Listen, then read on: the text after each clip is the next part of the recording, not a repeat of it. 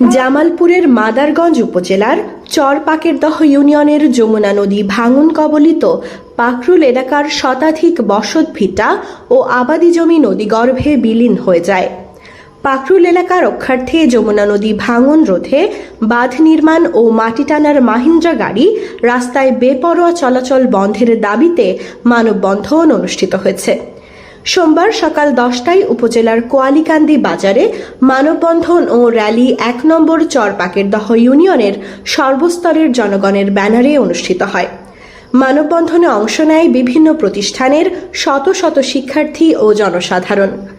এ সময় বক্তব্য রাখেন চাকরিজীবী সাইফুল ইসলাম, শিক্ষক প্রতিনিধি আশিকুর রহমান, বৈষম্য বিরোধী ছাত্র আন্দোলনের চরপাকেরদহ ইউনিয়ন প্রতিনিধি আরিফুল ইসলাম, স্থানীয় স্কুল শিক্ষক রুস্তম আলী ও রফিকুল ইসলাম, ইঞ্জিনিয়ার কবির হোসেন প্রমুখ।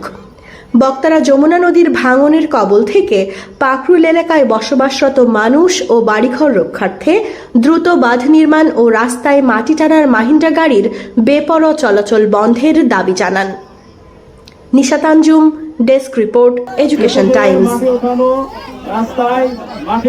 রাস্তার মাটি কাটা বেপরোয়াভাবে চালানোর বন্ধের দাবিতে আজকের মানববন্ধন এবং আমাদের পাকরুল প্রায় অধিকাংশ নদীর বুকে বিলীন হয়ে গেছে।